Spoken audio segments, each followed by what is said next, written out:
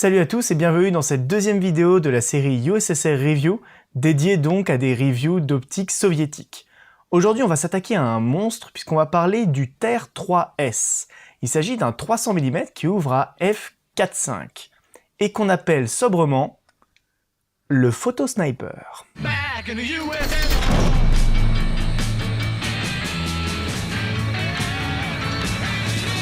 Vous l'aurez remarqué, la première particularité de cet objectif, c'est qu'il est très souvent vendu avec une crosse.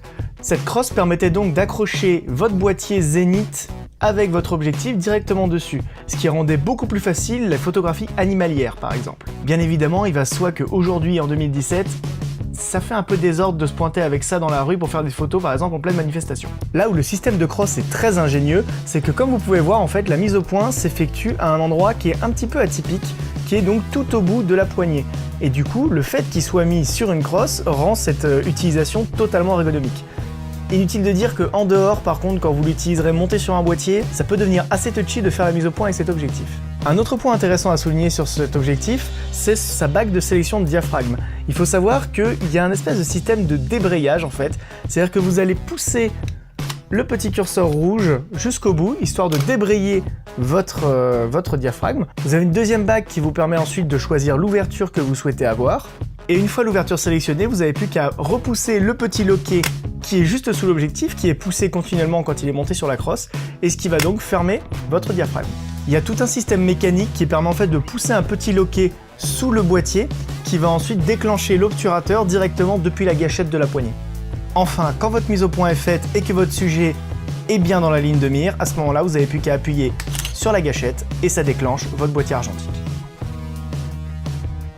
Alors malheureusement, j'ai pas encore pu trafiquer cette crosse de manière à pouvoir l'utiliser avec mon 70D, mais il me semble en avoir vu certains sur internet qui avaient réussi à le trafiquer en fait et qui pouvaient déclencher ensuite via une petite télécommande filaire. Donc à ce moment-là, le déclenchement se fera plus via la gâchette, il se fera plutôt via le pouce en fait et une petite télécommande qui sera posée ici.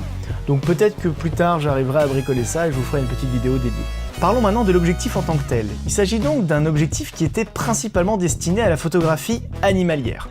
On pouvait aussi s'en servir pour prendre en photo les gens en portrait, mais inutile de vous dire que les portraits au 300 mm, à moins d'avoir un porte-voix ou des talkie-walkie pour donner des consignes à votre modèle, sinon c'est assez compliqué. D'autant que son ouverture à 4.5, plus le fait que ce soit une très longue focale, c'est pas l'idéal pour obtenir un beau portrait. Comme tous les objectifs de la gamme Tahir, donc c'est un objectif qui a un diaphragme très rond. Il a 16 lames de diaphragme, je ne sais pas si vous vous rendez compte, 16 lames c'est, à ma connaissance, en tout cas dans ma collection, l'objectif qui en a le plus. Du coup, il en résulte un bokeh très crémeux, très différent de celui que vous pouviez avoir sur un Helios par exemple, qui a tendance à avoir énormément de contraste dans son bokeh. Là, on va avoir un bokeh qui va être relativement uniforme, ce qui va pas mal le rapprocher du rendu des optiques modernes. Pour ce qui est de ma version, je l'ai donc trouvé sur le bon coin pour la modique somme de 80 €. 80 €, je n'avais pas que l'objectif, à ce prix-là, j'avais également un zénith, donc un boîtier argentique réflexe, qui m'a donc aussi permis de m'initier un petit peu à la photo argentique. Quelque chose d'utile à savoir si vous ambitionnez d'acheter un Tahir 3S, c'est que le pas de vis qui est situé sous l'objectif est un pas de vis congrès, c'est-à-dire un pas de vis beaucoup plus large que celui que vous avez sous vos réflexes. Il faudra donc prévoir d'acheter un petit adaptateur de pas de vis congrès vers pas de vis Kodak. On va passer maintenant au test de mire, mais cette fois-ci on va pas le faire sur un 70D, donc sur un boîtier APS-C, mais sur un 5D SR. Le 5D SR est donc un boîtier plein format, 24-36, avec 50 millions de pixels. Ça va pouvoir nous permettre d'avoir une vision beaucoup plus précise de la qualité de l'image, et surtout ça n'aura rien à voir avec le capteur APS-C et 20 millions de pixels de mon 70D. Je remercie d'ailleurs au passage Len Enterprise qui m'a permis d'utiliser leur matériel pour le bon déroulement de ce test. Oui, bon, je sais ce que vous allez vous dire. Ça, c'est un mur. Ça, c'est une mire. Sauf que voilà, prendre en photo la mire à 300 mm, c'était quasiment impossible.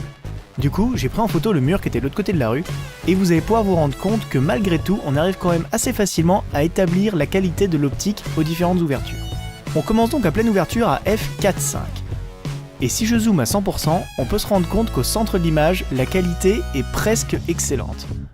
Après, évidemment, comme on est à pleine ouverture, si jamais je m'éloigne sur les côtés, on va perdre en piqué et gagner un petit peu en vignettage. On notera également quelques très légères aberrations chromatiques. Si je ferme un peu plus à f5.6, on peut remarquer déjà que les aberrations chromatiques disparaissent quasiment totalement. En revanche, niveau piqué, malgré une légère amélioration, ça reste quand même globalement très mou. Bien que si jamais je regarde au centre de l'image, on a encore gagné en netteté par rapport à la pleine ouverture. Si on ferme encore à f8, on atteint alors un niveau de piqué et de détail au milieu qui est juste impressionnant, surtout avec le capteur du 5D SR. Sur le bord de l'image, la qualité s'est grandement améliorée. On commence à remarquer plein de micro-détails dans la peinture qu'on ne pouvait pas voir à f5.6. Néanmoins, le piqué n'est encore pas parfait. En revanche, une fois fermé à f11, le piqué est absolument parfait et uniforme sur toute l'image. Une fois fermé à f16, le piqué reste tout aussi bon, voire même un tout petit peu meilleur. Toute trace de vignettage et d'aberration chromatique a totalement disparu. Sans surprise, une fois fermé à f22, le phénomène de diffraction entraîne une perte de qualité aussi bien sur les bords qu'au centre de l'image. On perd donc un petit peu en piqué, mais néanmoins on ne regagne pas d'aberration chromatique. J'espère que ce test vous aura plu, qu'il vous aura donné envie d'acheter un Tahir 3S, surtout si vous ambitionnez de faire de la photo animalière, c'est vraiment un objectif top pour ça.